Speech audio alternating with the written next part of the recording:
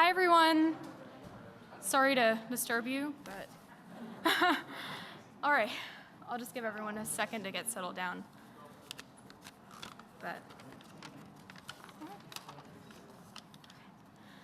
So once again, hello everyone. My name is Divya Marothra. I'm a first year at the college, and I've been studying political science and business economics. I'm incredibly excited to welcome you all to tonight's event, 2022, America's Political Pendulum. Before we begin tonight's discussion, I'd like to mention our next IOP Speaker Series event.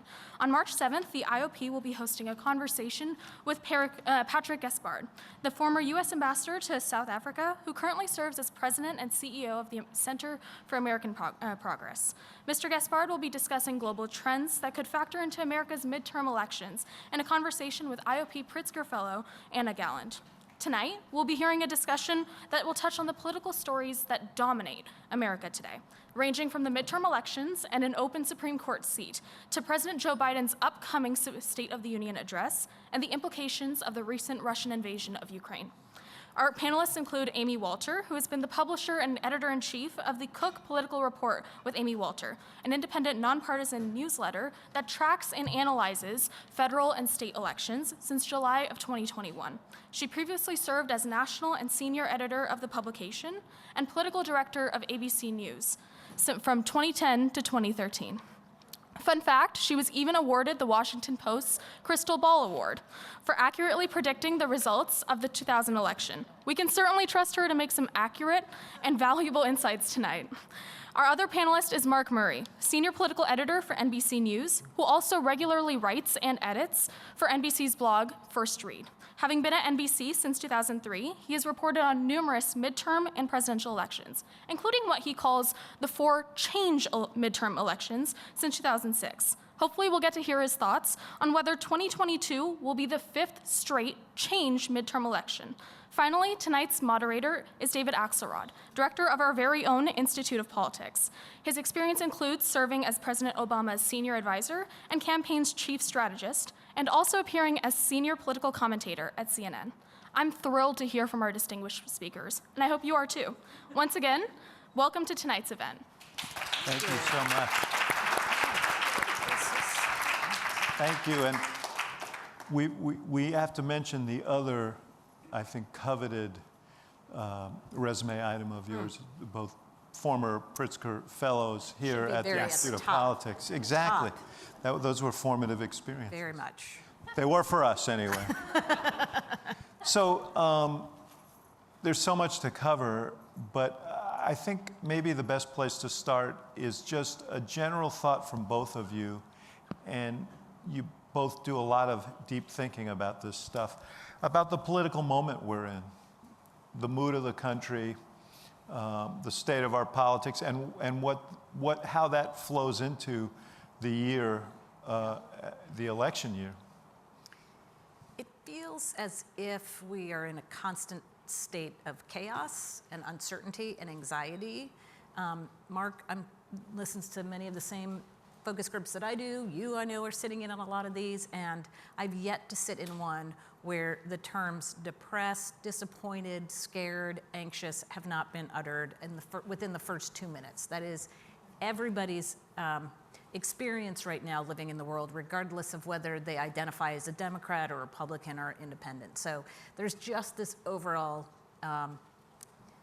is malaise, can we use that word? Has that been? Yeah, I think the 40-year rule is. I think we can use that, term now. So that there's a big piece of that. And that, I think for so many folks, the change from Trump to Biden, it wasn't gonna make everything miraculously better, but it was supposed to at least bring some stability to the world. We weren't gonna have the tweeting and the yelling and the arguing and the drama and the minute by minute you had to keep your phone or your TV on because you didn't know what at any moment we could be taking Greenland or we could be out of NATO or we could, whatever it was, something now could be Putin's doing it. Yes, exactly. Yeah. So what I hear, especially from folks who were the swing voters in 2020, the ones who, maybe they voted for Trump in 2016, but they voted for Biden in 2020, they say, I just thought we'd be in a better place by now. I really did. We're not more unified, we're as divided as ever. We yell at each other now over Facebook, but also we have people punching flight attendants in the face, like what is happening?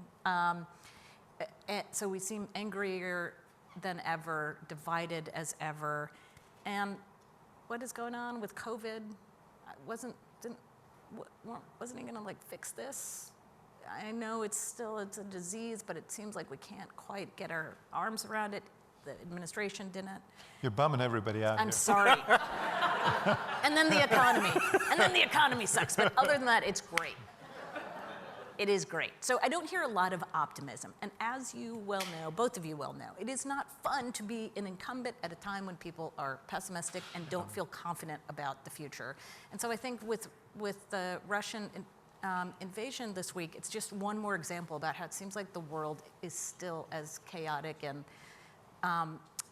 unstable as ever. And we can talk about the fact that NATO's aligned, isn't that great, that the US can work with our allies and put these sanctions together. You know, the center has not collapsed, but I think for folks watching at home, it feels a little bit like it has. Yeah, I want to come back to Ukraine because it's obviously the story of the moment. But Mark, how much, you know, my podcast partner, Mike Murphy, said on one of, you may have been there, I don't know, but he said it turns out that COVID is a killer of presidents. Yeah. And there's no doubt that Joe Biden probably wouldn't be president but for the pandemic. Now, how much of what he's dealing with is related to what Amy was talking about, the fact that he was elected to get us past that, and yes, a lot of other things, and restore normalcy, and here we are, we're still looking out at an audience of really good-looking people whose faces we can't see. Yeah, you know, one of my colleagues put it really well that Joe Biden has really been facing a whack-a-mole presidency. And when you look back at the first 6 months of his presidency, that malaise that Amy was talking about really wasn't all that evident. Right. You know, vaccines were on the way. You were getting your vaccine. People were thinking about we were going to have a return to kind of a roaring 20s where there are going to be so many parties and get-togethers and fun. There are going to be weddings. Hot vax summer. And when a lot of smart Democrats were starting to talk to me about the midterm landscape, the best case scenario they thought was everyone's going to be happy. You're going to see government was able to get people vaccinated, that this is going to be a time where people are going to think the country's headed in the right direction, and that Joe Biden would be able to benefit. And I would argue the first 6 months, it looked like there was a chance for that to happen. But then Amy is actually right. The next 6 months and then the months after that have been kind of the malaise part of the Biden presidency. And it just hasn't been COVID, although, David, I would argue, I still think COVID is about a good 65% of it. But now it's with inflation, Afghanistan, now the situation that's playing out in Ukraine and Europe. But I also think that the most immediate current events that we're seeing play out in Europe right now are also a reminder that things can always change. And I'm a believer that at some point a midterm environment does get baked in, yeah.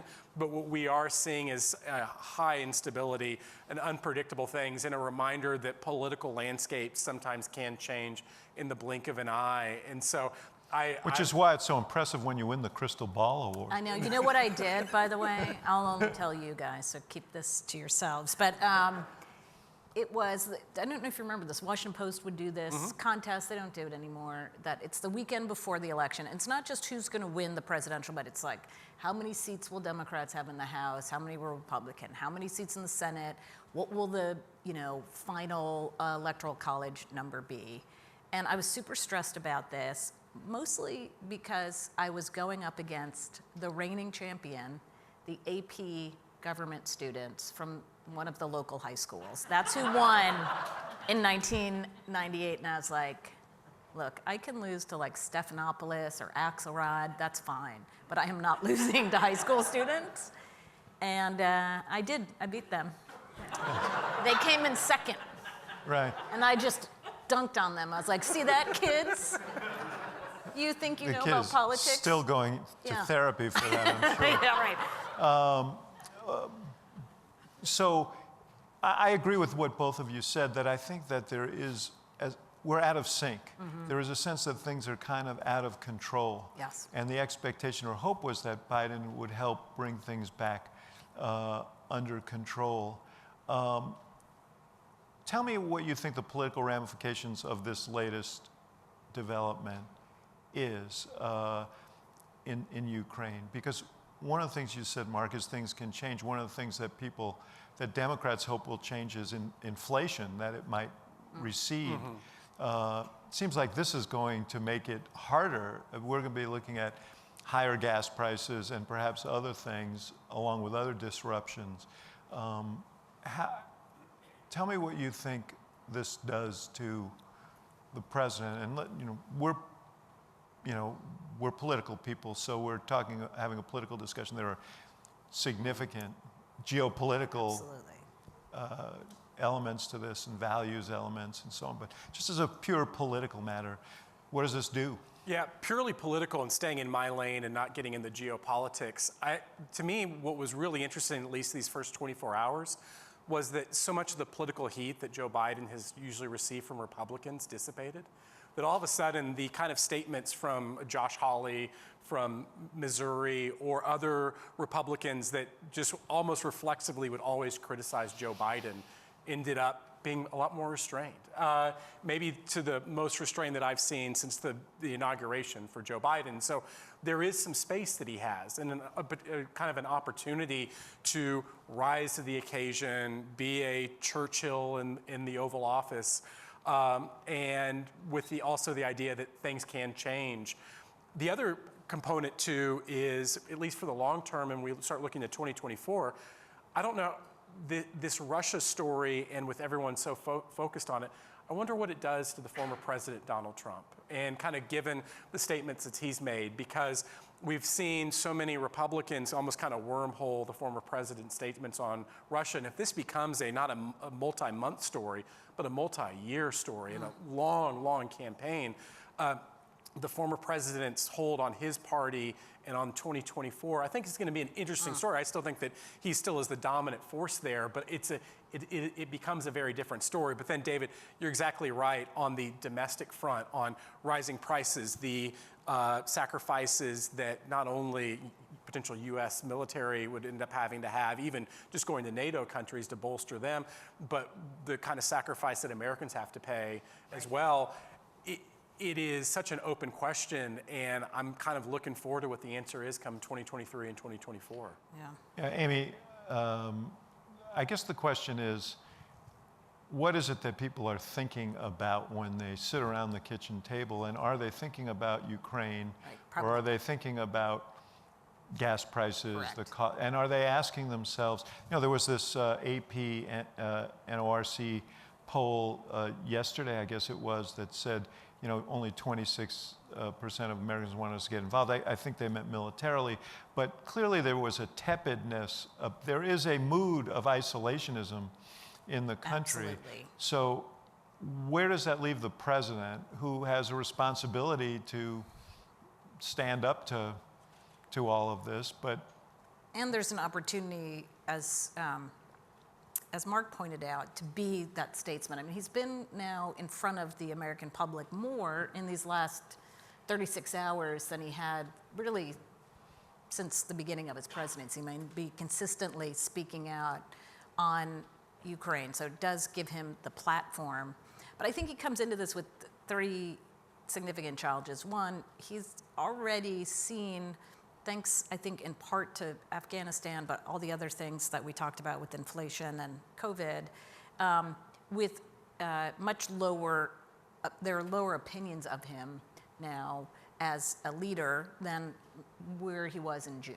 Right? Had this happened in June versus now, I think you might be seeing a different kind of reaction from the public. They're already a little bit wary, given what they've seen about his ability to lead on the world stage and to be a strong commander-in-chief. The second thing, as Mark pointed out, is the inflation piece and the impact that sanctions have on an already fragile economy. And then the third is, there used to be this theory of a rally around the flag, right? So the theory being, in a major crisis with a world power who, no, it's not 1980, Russia doesn't play the same boogeyman role that it did when it was the Soviet Empire, but Big bad Putin invading a sovereign nation still should energize the public to support the president, support the United States. But, you know, I look back during the Obama era, after the killing of bin Laden, Obama's numbers went up a little bit, and then they went right back down. Like there's even that, even something that unified the country so incredibly, within 2 or 3 weeks, it had dissipated, and everybody went back to their camps. Yeah. Yeah, you know, we as we chatted before, there is, you know, after Iraq, there is a very much inward-looking feeling in the country, and certainly the pandemic and all the frustrations associated with that have people focused closer to home, and I think that is part of it. But I told you, I heard the president's remarks today, and I kind of think that he needs, and maybe he will, we'll talk about the State of the Union in a minute, but I think Americans need to be told, persuaded why it is worth the sacrifices they're about to have to make in order to rein in Putin. Because I bet you, if you ask people about 50-cent increases in gas prices, they're not going to be that receptive to that. And there is a very, you know, look, I mean, it is a more dangerous world for us if if dictators can go and gobble up their neighbors at the point of a gun. It seems to me the president needs to make that case more strongly than he did today. That's a very good point. I want to stick with him. I do want to get to Trump and the Republicans. This notion of things being out of control.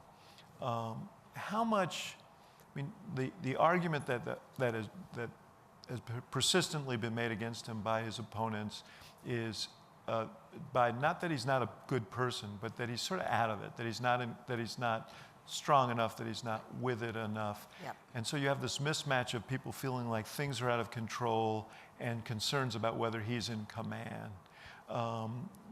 Does this situation?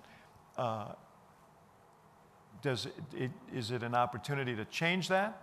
Or does this just add to it because Putin, after all, did go in and... Right, so it almost feels like a no-win situation, right? Which is, he went in, we said don't do it, he still did it. So as you're hearing from many Republicans who are coming out and saying, we need to stand up to Putin, but the whole reason this happened is because Joe Biden's weak and because of the disaster in Afghanistan. So that's already being set as the or you have the Trump interpretation. Or the Trump, which we shouldn't stand up to Putin, but Biden's weak because he didn't. Right. Right. Yeah. Yes, yeah. Up and down. And yeah. so, and then you say, okay, well, now that he's there, we need to punish him for this. So we're going to put these sanctions, which you're going to see the impact in everything from not just gas prices, but our already stressed semiconductor supply chain and those sorts of things. Okay, but what is that going to do? Because he'll still be there. And so we're punishing him, but it's really punishing us. And then he took advantage of you in the first, right? Right. So it feels like very much of a no-win situation, that the only win would have been Putin not going in the first place. Now it's a situation where what he can do is try to look stronger in resolve. He's going to spend a lot of time, I think you'll hear this, I'll be curious what you think, during the State of the Union talking about the relationship with our European allies, that was frayed under the Trump era. He has helped to put those ties. Do people care about that? No. Hope he doesn't spend too much time on it Yeah. then. So, Mark, all of this does tie into the election because the most reliable indicator of how a party is going to do in the midterm elections is how a president's ratings stand with the 2 times in which the governing party since World War II has eluded losses in the midterms were in 1998 when Bill Clinton was the economy was very strong. He was popular, and the Congress was very unpopular for an impeachment a lot of people thought shouldn't have happened. And then in 2002, after 9/11, George W. Bush, generally incumbent parties do badly, and particularly so when the president is unpopular. Right now, Biden stands at about 41%. What does he have to do? What would have to happen to change that trajectory? Yeah, and so that is shellacking territory. And you mentioned 1998 and 2002, and what both George W. Bush had in 2002 and Bill Clinton had in 1998 were approval ratings that were above 60%, which in today's unattainable. Politics, right, unattainable by Moses, Jesus Christ. No one could actually get those. In fact, when I was kind of laying out that scenario on, hey, it's the roaring 20s, good times are here, that'd be a Joe Biden with approval rating, you know, those old 60% approval ratings, if you're at 53, 54, that is a great thing for your party. The first thing that Joe Biden has to do is actually get his own party back on track. And a lot of, even in our own poll, shows that you have approval of Democrats are just at the 70 to 80% rating. Well, to be able to get reelected, you need to be at 92 or 94%. And so first thing he has to do is bring his party back. And what I've also noticed is not only just the party, but the entire anti-Trump coalition. And it wasn't just Democrats, it was never Trumpers, it was independents. And what I've actually noticed from our own polling and else is that all of those groups have actually atrophied for Joe Biden. And it's just not progressives, it's just not moderates, it's independents, it's the Republicans who supported Joe Biden, African Americans, Latinos, it's across the board. And so, you know, I think it is very possible for a incumbent president who's met some really tough times to get your party back. What we saw in 2018 with Donald Trump, the Brett Kavanaugh Supreme Court fight really started rallying Republicans to his side, helped them actually stave off what would have been worse losses. And we did see Donald Trump's approval rating go from the high 30s and low 40s to the mid 40s, and that does matter. And, you know, midterm environments are really difficult for incumbent presidents if you're not feeling those great rolling, roaring times. But it's so important to do as best you can, to have a moment like a State of the Union address, to have a Supreme Court nomination, to seize on a kind of international crisis going on, because the more that Joe Biden can get up to 45, 46, 47%, all of a sudden, maybe you are saving the Pennsylvania Senate race. Yeah. Maybe you are allowing a Gretchen Whitmer to win re-election in Michigan. But the worse you go and you spiral out of control, then all of a sudden it's like, is Colorado in play? Right. And so the Joe Biden at 46, 47% is much more manageable for a lot of Democratic strategists. When you're in the low 40s, it's hard for almost anyone to win re-election. Yeah. So then that comes up to the question of, well, what could motivate Democrats to this coalition? And so there's a lot of talk about what happens with Roe v. Wade. Right. That will be the spark, Supreme much like Court Kavanaugh ruling in was. June. It's a Supreme Court ruling in June. It sets off a domino effect, and not just at the federal level, but I think all these governors now are going to have to weigh in on what their states are going to do. Many already are, but it would certainly makes put those that state races much more consequential. Much more consequential. At the same time, you know, it's the Haley Barbour about making the main thing the main thing, and the main thing is still that people are feeling as if, you know, again, the anxiety, the pessimism, and the real bite that inflation and prices are taking on their livelihood, that is still an incredibly important force underneath all of this. So you can have some of these events that may help to like bump enthusiasm a little bit here or organize a dispirited coalition there, but I just don't know that it is not enough to change the entire mood, right? If we were on a level playing field, which is kind of where we were in 2018, we were in peace and prosperity. We just had a president who 50% of the public didn't just dislike, but deeply, deeply, like 1,000 burning suns level of hatred for him. his style was much, much more of the problem than anything else. And so in that environment, getting your team energized, as Kavanaugh did, was enough to mitigate some of the challenges of a midterm election. But this president seems to have, there's just so many, the challenge is more than just one thing. It's this overarching, I don't know, umbrella of doom.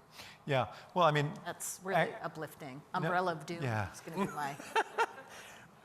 we need to talk after I this. know, I'm having worried about some you. real...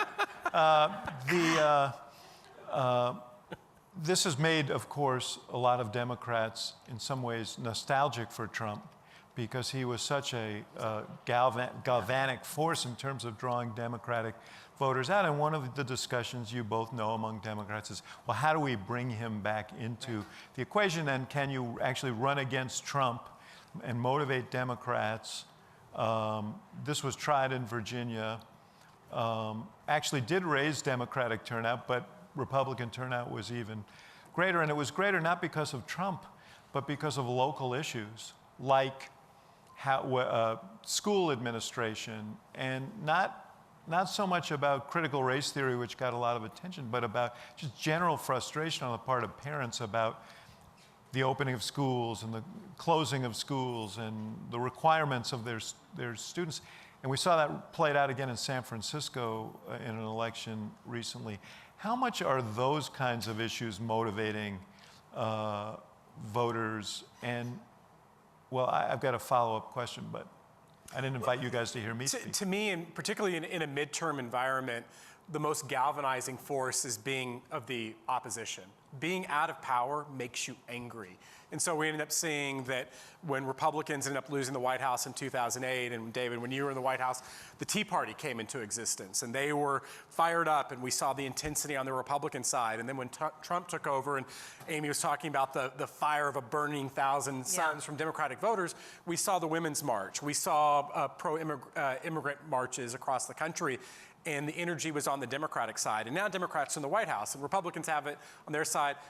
The side that also controls the White House becomes complacent. I heard from so many Democrats in the Virginia governor's race. It's like, oh, this is the state Joe Biden won by 10 points. They kept saying that right up until the end. It was like, it's going to be close. We're going to eke it. Yeah, no way we're going to end up losing this. And so there is a complacency that sets in by the side that wins.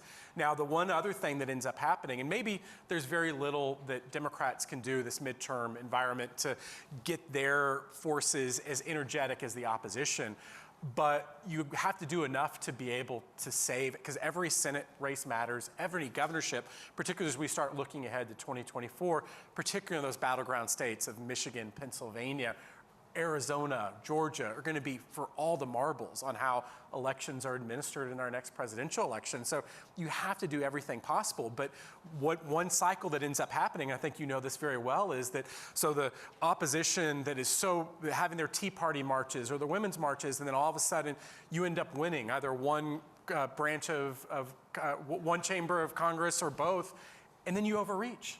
And then you become fodder for the incumbent White House to say, look, they went way too far.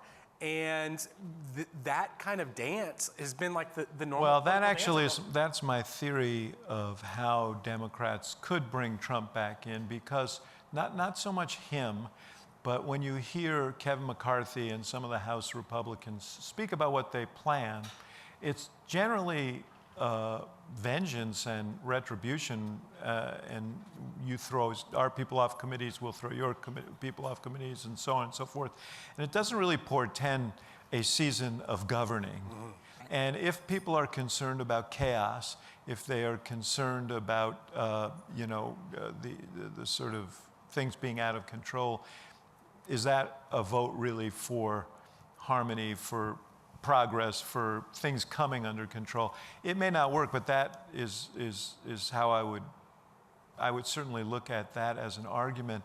But Amy, just getting back for a second to this, why you're a parent of a school-age child? Yes. Why is there so much anxiety? Why has this become such a crystallizing issue for people? Because this is the issue that caused suburban, particularly women in the suburbs, who might have been from McAuliffe, to move. Yeah, because I think, as Mark said, it's not necessarily about, are they teaching critical race theory, or what kind of books are in the library, right? There are folks who have latched onto that. But fundamentally, you know, when things are going well, you can overlook some mishaps within the system, or things not being as designed exactly how you would like them to be designed. But when the basics aren't getting done, right? When my kid is out of school week after week after week, and you are not providing instruction that is at all applicable.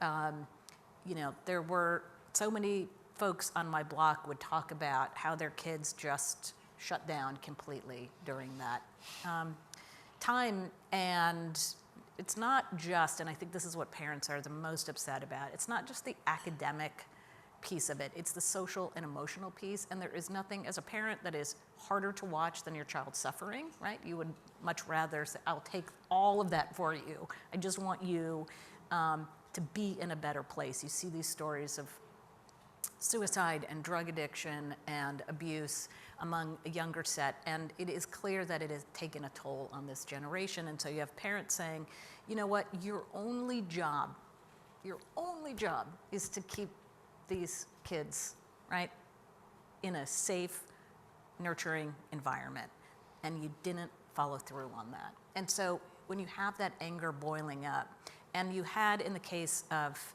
McAuliffe, someone who never really answered for that. He didn't talk about that. Well, and then he made the gaffe about parents shouldn't be, right? And then it took a long time to respond to that, right? He said the parents don't need to be involved. They shouldn't be involved in decisions in the school. And it fed into a narrative that had already been built up, right? I think that gaffe alone wouldn't have cost him the race if we weren't already in this moment. And the fact that Joe Biden's approval rating in Virginia, a state he won with 54%, was 46% on election day. That's that is the bigger weight. So I understood why so many Democrats thought they were going to win, because when they did look at the data, it said he's going to get more votes than Northam. We're hitting all of our targets, which is true. Meaning McAuliffe. Meaning McAuliffe was going to hit the turnout numbers he needed to turn out, but it was the Republican base that was even more energized, and they couldn't. One way to look at the turnout in that Virginia race was that Democrats exceeded Ralph Northam's of 2017, in which he won by 8-9 percentage points. Yeah. But Glenn Youngkin ended up getting Trump 2020 turnout. Yeah. I mean, Republicans, particularly in rural Virginia, where there aren't a whole lot, but they ended up winning all of those rural counties almost 90-10, and they got presidential level turnout for a governor's race. And that turnout, to me, even with critical race theory and the debate and all of that, that was the ballgame. Yeah, and we'll see, because if that is replicated in the fall, that's going to be terribly difficult news for Democrats. So, Mark, you talked about Biden needing to get his own party together, but in some ways, keeping his party together has been the source of a lot of problems for him. And one of the critiques, and it's true on this issue of the schools, that the teachers' unions are powerful within the Democratic Party. They didn't want the schools to open. He was more sensitive to their concerns than the concerns of parents. I mean, that's the critique that's run against him. We know that crime, and certainly we feel it here, but all over the country, this is a huge issue. Homicide rates went up by 30% in 2020. They went up again significantly in 2021. I think there's a pretty good argument that it is a manifestation of pandemic issues, or partly pandemic issues, but the narrative is defund police, and all of that. How much of that is a real problem for Biden? How much is that related to the big drop in independent support? And how does he keep his party together while still being the sort of center-left Democrat that he ran as, frankly? I think when you remove Donald Trump from being president, I think it's really hard on how you reconfigure that coalition that Joe Biden was able to get with 52% of the popular vote. You know, when you were in the White House, David, the Democratic Party, I almost looked at the tent of the Democratic Party was a perfectly constructed tent, that you ended up having the Ben Nelsons from Nebraska on one side, and then the Tim Kaines and the Mark Warners in the middle, and then you ended up having Bernie Sanders, and you could see how you could end up Didn't feel that comfortable to me then. and that's my you remember it differently. Right. But you could have at least seen it with hindsight looking where you could center the pole, the main pole to create your tent.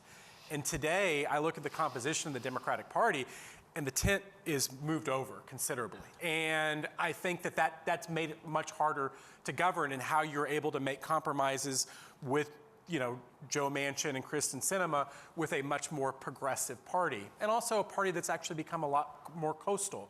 And you mentioned the problems in urban cities. It wasn't just 10 years ago, but there was a Republican, independent, Democratic mayor, Michael Bloomberg of New York City. Now, in the way that our politics is done, there's not going to be another Republican mayor of New York City. I don't think in my lifetime, maybe, but we have seen a much more progressive, coastal Democratic Party, but still with parts in which you need to be able to have senators from Arizona, or a senator from West Virginia, or maybe having senators from Georgia, part of your coalition. And so, yes, you're right. Like, you got to be able to get all the Democrats on one side and actually say the most important thing in politics is to win, and not always. And there's a whole separate debate on whether policy objectives, which are what you try to do with government, you actually end up getting rewarded for. There is still this thought, I think a lot of Democrats, on, well, if we pass X, Y, and Z, we're going to get all this popularity. And I'm not necessarily sure that exists in today's world and how you end up doing that. But David, the other part of the equation to me is still the ball game for Joe Biden on, are you looking at the swing voters, the people who end up deciding elections? There was a really interesting paper that Elaine Kamarck and Bill Galston ended up doing. It's like the Democratic Party, the 2024 election, the presidential election, is the democracy game. If Donald Trump ends up regaining power, it is over. And so Democrats, at least their argument is, we have to win over the 50-year-old white voter in Nebraska who doesn't have a college degree, because that person is a swing voter. And yes, maybe there are only 5 or 7% of swing voters left, but they're the ones who still decide elections. And so you got to get your party together, and then you have to win over that sliver of swing voters that still matter. Yeah, it's like a game of Twister. But and I want to talk about the State of the Union speech, and I do want to reserve some time for the Republican Party as well, because they've got one big orange-haired problem that we should talk about. That's the one potential barrier to what could be a very big November for them. We touched on it before. The State of the Union speech, you talk about this notion that Democrats think that if you pass lots of stuff, that people will reward you for them. And Biden did a press conference on the anniversary of his inauguration, in which he recited all the things that he had passed, that they had done, but not a whole lot about the mood of the country or what we've been through together. What do you think he needs to do in this State of the Union, and how much rewriting do you think they're doing as a result of Ukraine? You know this better than we do, because you've sat in through it. So I'm sure they're doing a lot of rewrite about that and trying to, maybe they'll listen to your point about making the case for why this is important for us as a country, not just in the theoretical, the state of the world, global balance, but you as a citizen. What I hear over and over again from voters, we see it in qualitative and quantitative data, is the sense that the administration is not focused on the things that matter to them. Say over and over again, what's the most important issue for you? Inflation. What do you think the most important issue is for Biden and Democrats? COVID maybe, or voting rights? Okay, what's another important issue for you? The economy. Do you think the administration's focused on that? I mean, kind of.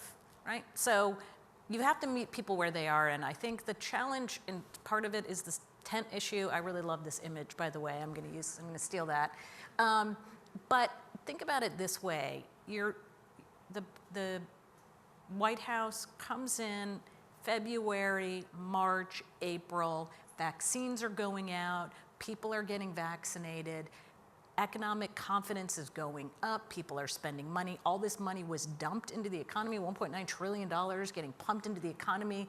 We're not going to have the problem that you saddled them with, right. Axelrod in 2009, without putting enough money into the economy. So we had a long, dragged out recovery. We're going to just pop. As soon as these vaccines go in, economy's going to pop. And as Mark pointed out, everyone's going to be happy. But then, to quote Mike Tyson, well, everybody's got a plan until they get punched in the mouth. Right? And they got punched in the mouth in August with inflation and Afghanistan and crime and the border. And the response wasn't to say, oh, I guess we got to rejigger what our plan is. It was like, we're going to go full steam ahead. We got to get Manchin on. We got to get cinema. We got to get voting rights. We got to get all these things done. Build back better, which was not where voters were anymore. And again, it goes to that same thing with schools. If you're doing the basics right, if you are blocking and tackling, I say this to people that intern for us, like, you don't need, if you are starting with me and you're going to be doing some things that are really boring, I'm sure for you too, right, that are sort of menial tasks, but when you do the little stuff well, and I see that you're consistent with that, then of course I'm going to let you do the other cool things and I'm going to give you big projects because you've proven you can do the spell checking and the proofing. I think the public would have been much more open to this idea of Build Back Better if things were better. Yes. But they're not. And so this looks ancillary. So the Democrats keep coming back at me with, well, but everything in Build Back Better is popular. Look at the polling. Look at the data. GDP is better. Unemployment is low. The economy is booming. You are correct. These things can be true at the same time, that those things are happening and voters don't feel it. Right. Well, that's the point. Yeah. I mean, if you recite that litany to the average person in this country, you are begging for the middle finger. Yeah. I mean, David, you put it so well in your op-ed that, the state of this union is stressed. And this White House does have a lot of achievements to be able to tout. Yep. And some of them are historic pieces of legislation. There is, when you look at some of the normal metrics of the U.S. economy, Donald Trump would be crowing with these kind of numbers. But as Amy was saying, like, they're not meeting people where they are. And when you talk about the State of the Union, I'm going to give up. We have an idea for our morning newsletter tomorrow, and it's a little bit provocative off your State of the Union. But should Biden even be giving a State of the Union on Tuesday, given the situation, and given the fact that you have to rewrite everything? And if this situation in Ukraine is as dire as we think it is, should you be having an Oval Office address and saying, I'm going to give this State of the Union address later in the year, and maybe at a time in which the country isn't as stressed and you don't have to have such a bad story to tell on meeting people? And again, I'm probably sure, and this is all speculation, I'm sure the White House will go through with it, but it is kind of provocative on, if so much of the speech is going to have to be about Ukraine, why not have a president from his first Oval Office address, he hasn't had one yet, as president, and telling the American people why Ukraine does matter and what we're actually trying to do, and have that moment, David, where I think people see that there is a commander-in-chief who has his eye on the ball. Yeah. It is true that they already delayed the State of the Union from January to March 1st, and I think they did that because they were hoping that the virus will have sufficiently receded. And I expect that you're going to hear the CDC probably tomorrow say we're changing the mask regulations and so on. I mean, I think this, they have a plan, and I doubt that they're going to change it. But interesting. You talked about Donald Trump crowing, so let's talk about the crow. Not the old crow. Not the old crow. That's the crowing crow. But, I think most of the Republican strategists would prefer that he play golf next year and that he stay out of these races. that seems congenitally impossible for him. And, we just saw this in the last couple of days, him praising Putin and so on, which creates enormous problems for Republicans. How does the Republican Party navigate this? Because I think they all feel they need his imprimatur to win primaries, or at least not have his active opposition. Correct. But there's this concern about what his effect will be in general election campaigns that are competitive. So I don't know that he is going to have as big of an influence on the 2022 races as Democrats would like him to have. Part of it is, even when he was in office, Republicans figured out how to play that game and do that dance of, he does the tweet, you distance yourself from it, you find a way to say it that doesn't anger him, but also doesn't, piss off your base that loves him. So we saw in race after race in 2020, especially at the House level, that the candidates who won in these swing districts actually outperformed Donald Trump. So voters were very able to detach individual Republicans from a Trump Republican. And in fact, because he is so out there, right, this isn't simply that you agree with Donald Trump's ideology. That's not the issue. It's that you are you are personally like him, right? You act like him. You have a personality type similar to his. That's what they're opposed to. And I think your point is a good one, which is for Democrats to focus less on, this is a disciple of Trump. This is somebody who wants to be just like Donald Trump. He hugged him here, he agreed with him there, as much as to say, we don't need more of this tumult and this chaos and the negotiating about what happened in 2020. Again, it would have been an easier argument to make if we had turned the page to a more stable time, and if Biden were able to say, I got us to this place, we don't ever want to go back there. It's harder to do that today. I think what's going to trip up candidates is the same stuff that trips up candidates every time, which is there's something about them personally, right? Things that they've said or done or not done that become problematic enough for voters that they're willing to overlook their overall frustration with Biden. Just a final point on this. I generally agree with you. The question is, will some of these candidates have to do and say things that do get them in trouble in order to pass Trumpian muster in the primary? I would disagree, and I 99% always agree with Amy Walter. It's pretty damn boring, by the way. It's boring. But I think so much of Trump's already baked in, and I think the anti-Trump playbook is more potent than a lot of the conventional wisdom suggests. Glenn Youngkin in that Virginia race was never going to be pinned as the Trump guy and was able to extricate himself. Didn't have to run in a primary, really. But when we look at a Herschel Walker in Georgia, he is Trump's chosen person and an absolute Trump acolyte with an opposition researcher's dream of information. I look at someone like Carrie Lake in Arizona, and you might not know her name all that well. I'm convinced that come September, October, every American covering the midterms is going to know about Carrie Lake. She is a Trump disciple, a former TV person, really magnetic TV personality, but doing all of Trump's lies in Arizona. And so I do think there were people who can be successfully targeted and tied to Trump that could matter in some races. It's just not going to be all of them. It's not going to be an easy, right. We're going to take questions in 1 second. I don't know where the microphone is going to be placed. Okay, there's a microphone over in that aisle, so queue up behind that mic. As people are doing that, I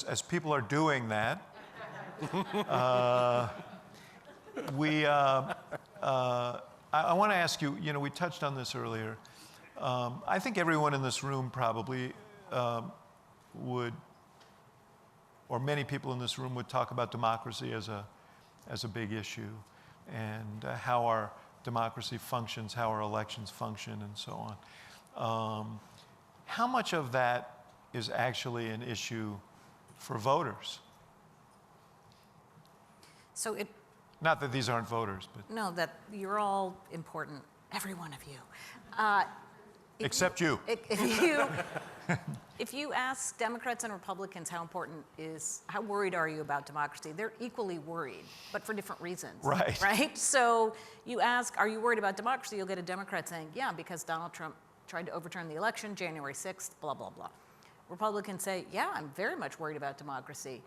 There's fraud everywhere. Did you see what they did with these drop boxes? Did they have ballot harvesting? You don't need voter ID? We absolutely have to worry about that. And so I think it's actually equally energizing. Now, where do independent voters fall on this? I think a lot of them, they see January 6th, they're horrified about it, but they also want to move on. They don't want to, I don't know that they're going to punish Republicans who, voted against certifying the election, or didn't vote to impeach Trump, or didn't say something about January 6th. So I don't think they'll get punished for that. I don't think they want to Mark's point about Carrie Lake, elect people who want more of that, right? Like, let's do more cowbell on January 6th. No, but like, we need more of that. So there is that fine line. And I think the good politicians are going to figure out, the good candidates, you can already see how they're doing it now. Pennsylvania, I think, is a good example of this. There are some smart Republican candidates who are figuring out, you say some of the Trump stuff. One candidate running in Pennsylvania has an entire ad that's just the "Let's Go Brandon" chant, okay? That tells everybody, don't worry, I'm a Trump guy, but he doesn't have to say the Trump stuff, right? So I think you're going to see a lot of talk about election integrity. You're not going to hear about let's make sure to pardon the January 6th rioters. Mm-hmm.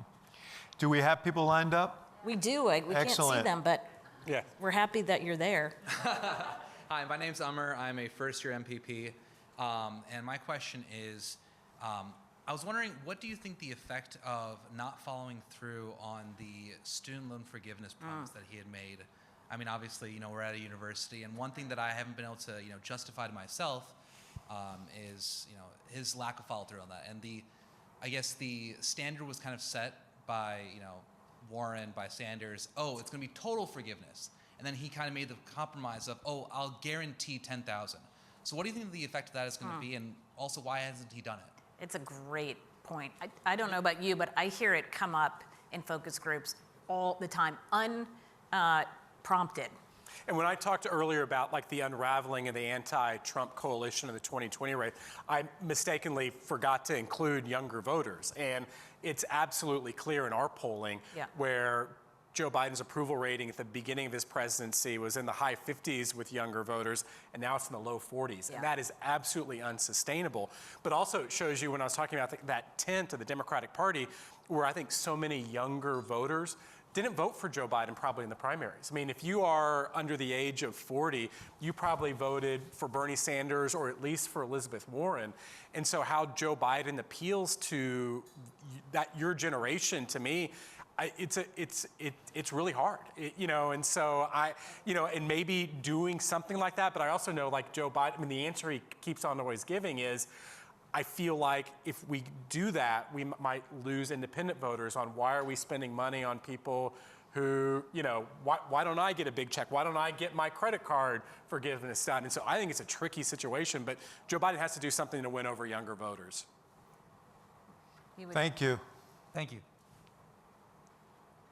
Hi, my name is Tara Farwana. I am also a first-year MPP student at the Harris School of Public Policy. So we talked a little bit about splintering in the Democratic Party and different ideologies there. I think you could argue similar sentiments on the Republican side, at least in saying there are pro-Trump Republicans, anti-Trump Republicans, maybe ideologically different. How does this all culminate? Do we continue to splinter further and further? Do we start to see the possibility of, like, maybe the two-party system isn't going to work for us? I know that sounds really far-fetched. What do you think? I'm just curious on your thoughts. It's not far-fetched. I mean, the idea of, could this be the moment, right, for a real third-party candidate in 24, especially seeing a public that right now doesn't want a Biden-Trump matchup, right? That's a great opportunity. particularly think we're going to see a Biden-Trump matchup, but let's pretend that we don't know. So not let's pretend we don't know. We don't know. So let's pretend for a minute it works that way. This from Miss Crystal Ball. There's a crystal ball. It's right here. The one thing that, though, to me that's been fascinating about these last, I guess, 15, 20 years is that third parties have emerged only to be encompassed by the major parties, right? It's a little bit like watching, Facebook or, any of those big tech companies see an emerging cool product and then they come in and buy them out. And so the Tea Party movement and the sort of populist movement that we saw starting actually during even Occupy Wall Street. Yeah. Occupy Wall Street, we saw it in the 2008 elections with Mike Huckabee, right? He was that candidate. It just didn't get enough steam until we hit 2010 and 2012. And even Romney was able barely to beat back that populist surge. So Trump brought them in, kept them in, but they're really their own, many of them are their own party. And Bernie brought in a group of voters that really aren't Democrats either. I mean, the fact of the matter that we almost had in 2016 a non-Republican, Donald Trump, going up against a non-Democrat, Bernie Sanders, but what outsiders have been able to do is infiltrate the parties, right? And they use them basically as a vehicle. And so we essentially have third parties already.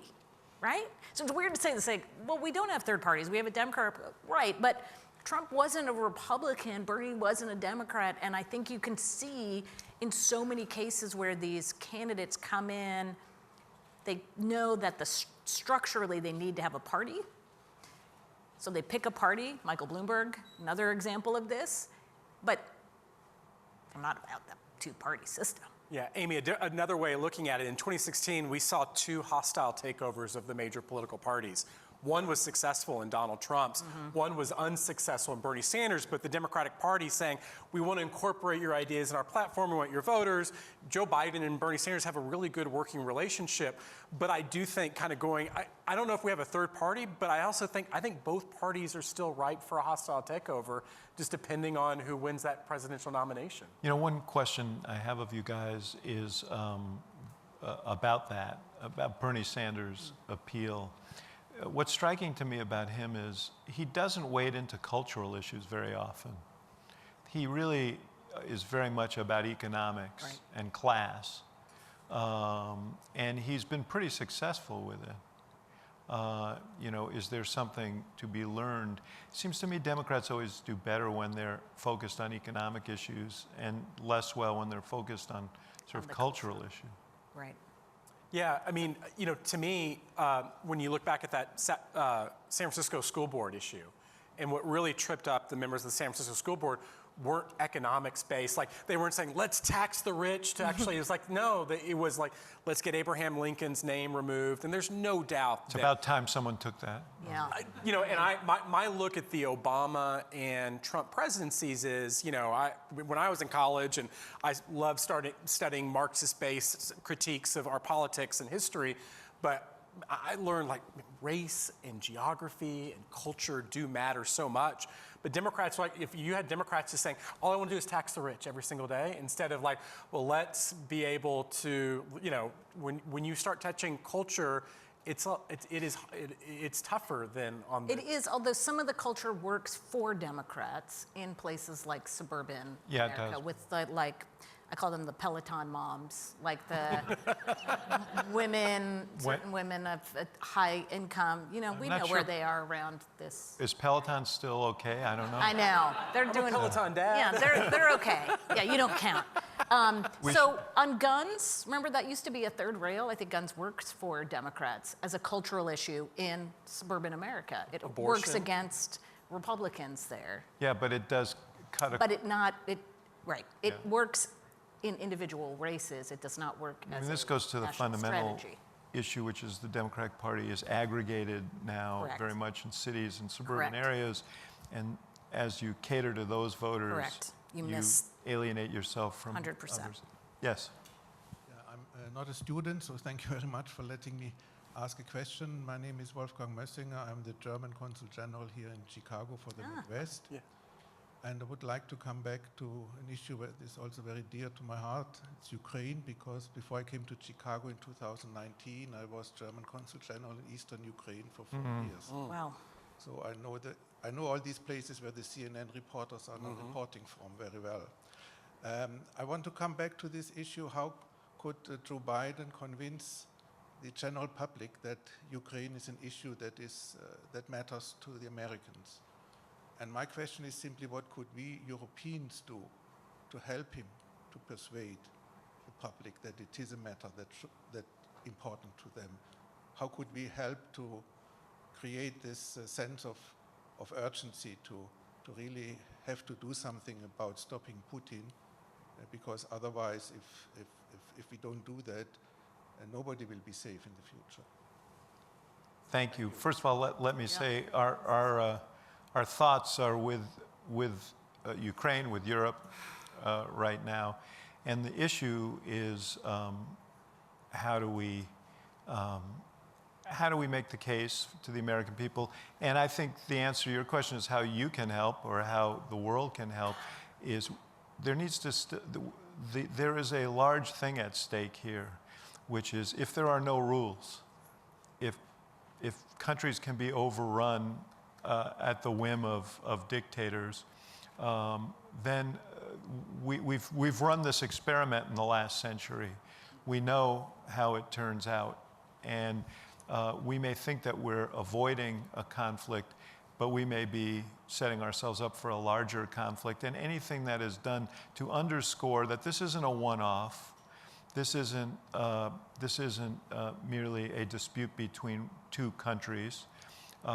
This is the forerunner of really a turning of the clock back. Can there be a forerunner of a turning the clock back? But Sure. But this really does portend turning the clock back to a very dangerous time in the world that we thought we had passed 70 years ago or 80 years ago. But I should ask you guys to. No, My only take is that I know it's been easy to criticize Joe Biden, at least in the last 24 hours, on, should there be more sanctions? Why aren't you going after the SWIFT banking funds? Or, why didn't you do this earlier? It's that. But what I will say, and it's still incredibly early, but to me, I think a sign of a success for the West is over the next several months, if not the next several years, that the United States and Europe remain absolutely united. And that, to me, at least, I'm not a foreign policy expert, but a lot of the moves that Joe Biden has decided to make has been to keep that unity and not getting further out of the skis from where Germany wants to be, or where France or the UK are. And so it has the potential to be a success for the entire West if we remain unified. And I know that in our current politics and with all the strains of nationalism that are in all the countries that I just named, that's going to be a really tough task. And I think maybe introspection for our countries and ourselves on kind of keeping that unity. Yeah, in that sense, Putin may have done a service. Well, aren't we going to get the first test in France, right? So Macron is up. It's June elections in France. So there's your first sense of whether this nationalist inward focus on us fervor maybe gets tamped down a little bit, and we do need to stick together in the ways that we have seen thus far work. And again, after we heard for 4 years it wasn't just America first, it was NATO's taking advantage of us. NATO needs to pay up. This is a scam. It's a sham, right? Why do we still need these things? I don't know that this is going to solve that. I don't know that voters, 2 weeks from now are going to say, well, I'm really glad we have NATO. That was great. But Putin just overthrew an entire country, and we kind of had to stay on the sidelines. Now I get the reasons for this, but now what, right? So it leaves still a very uncertain taste for many folks. Yes. My name is Daniel. I'm an MBA student. I really enjoyed a lot of what you said about the mood, as pessimistic as it was. sorry. I think I feel it too. You enjoyed that, huh? The umbrella of gloominess or something. Yeah. I think. But it's interesting for me. I think one of you mentioned this is kind of perhaps a Churchill moment for Biden. And yet I think one of the biggest criticisms he's had publicly from Republicans and privately from Democrats is that he struggles perhaps more than Obama did at motivating and inspiring the nation. And so really my question is, how confident are you that he can really rise to that occasion over the next 6 months and change that perspective? I liked David's point in your op-ed about the empathy piece. Lean into what you're good at. I mean, I keep hearing from folks on the Democratic side, why doesn't Biden get out there and sell, sell, sell? You know, Trump would be pounding, let's say pre-Ukraine, pounding on the economy. Even though there's the umbrella of gloom, don't be gloomy, look how great things are. The economy's great, I'm gonna bring it back. Things are great, things are great. With Ukraine, it would be, I'm so tough, right? He would be constantly selling himself mostly. But that's not Biden's thing. His thing is the empathic, what did you call it? He has like just an innate empathy. Yes, and preternatural empathy, Yeah. but he also, two things, it's that and middle-class Joe, the guy from Scranton who knows what's going on in people's lives, who doesn't think like Washington, he thinks like middle America. Those are his strengths. And that hasn't been as evident as he's talked through Right.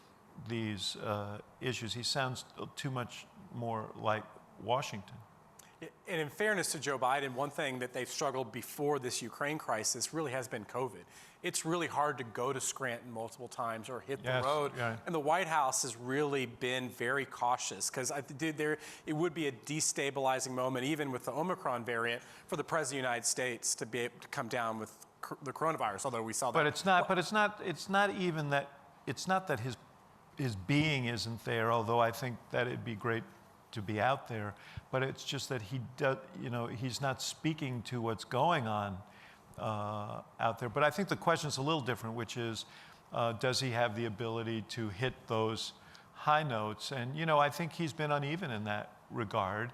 But if ever there is something that he feels passionately about, it certainly is this. Mm-hmm. And he does have this opportunity on Tuesday in the chambers of the Congress to, if he doesn't take your advice, to speak to it, and we'll see if he can hit those notes. Part of it is on the speechwriters themselves. This actually, Biden talks about wanting, there's all this talk about he could be another Roosevelt, he'll pass all this. But really, one of Roosevelt's great legacies was how he talked to the country in times of crisis and boiling these things down to very digestible principles. Mm-hmm. And it seems to me that's what's needed here, kind of a fireside chat type tone about what's at stake and why sacrifice is important. Yeah, I think we have. Hi, my name is Annie Henderson. I'm a first-year MPP student at the Public Policy School. My question is quite nitty-gritty, which is, thank you for smiling at that. I love nitty-gritty. So quite nitty-gritty, which is, I think what's really interesting is right now demographics determine a lot about who you vote for. And to your point that the kind of universe of swing voters is ever shrinking, what demographics or geographies are you particularly focused on to get a sense of, the tenor of the midterms races as you're looking through it? Well, Mark, you have your counties. Yeah, we have a county to county project at NBC News where we're actually going in to look at different county types. And one of which is like a swing voters has been Duval County, which is Jacksonville, Florida, which has been very swingy, even going back to the Obama era. Other counties that more so than, I'm still focused on the suburbs. I think that when we look at any kind of geographical, that suburban voters are probably the most up for grabs people. And maybe because it's where they are in their lives. You might be, your political views when you are 20 years old might be much different when you're in your mid-40s. And conversely, once you end up becoming a senior citizen as well, too. And it does feel that when you have children and they're struggling in school and dealing with remote learning, and to be able to have candidates who can address the people and look through your focus groups and pollsters who you identify as a swing voter. But I also think, to me, like part of politics, and I feel like that we ended up slicing and dicing the electorate so much, where we talked about Barack Obama's coalition or Donald Trump's coalition. Like, talk to Americans. Like, I feel like as a country still we have more things in common than not, and to be able to have rhetoric that speaks to everybody, that where you're just like, well, I just want to turn out my base and I'm going to win elections. Whereas if you have the most unifying message, and I know like it's really hard after the last several years to actually how you speak to, I want to be able to speak to somebody who voted for Donald Trump and who voted for Barack Obama and Joe Biden. But I do think they're out there, and to have like a message where all of a sudden you end up hearing from people say, that person maybe could have been a Republican, maybe they could have been a Democrat, but they're speaking to me. And I know finding that candidate, like that's the next goal in our politics, but I think it still can be done. I think there are people in a laboratory working on that right now. Amy, you want to take a crack at that take question? a swing. At the who are you looking at that will tell the tale of 2022?